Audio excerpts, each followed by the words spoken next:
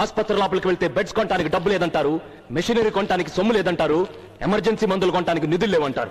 మరి ఇవన్నీ private hospitals లో ఉన్నాయి కదా, ఇంత పెద్ద జనరల్ హాస్పిటల్ ఎందుకు లేవని అడిగితే లోటు బడ్జెట్ అంటారు.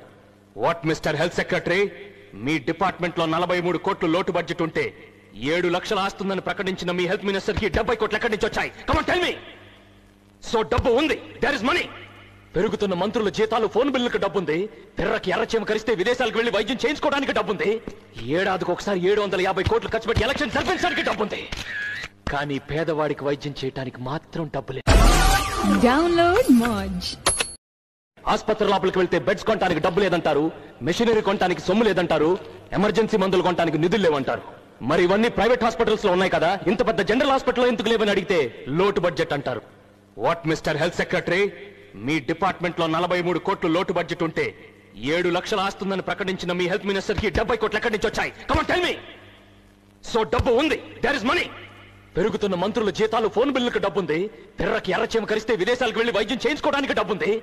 ఏడాదికి ఒకసారి 750 కోట్లు ఖర్చు పెట్టి ఎలక్షన్ జరిపించడానికి డబ్బుంది. కానీ పేదవాడికి వైద్యం చేయడానికి మాత్రం డబ్బు లేదు. డౌన్లోడ్ మోజ్.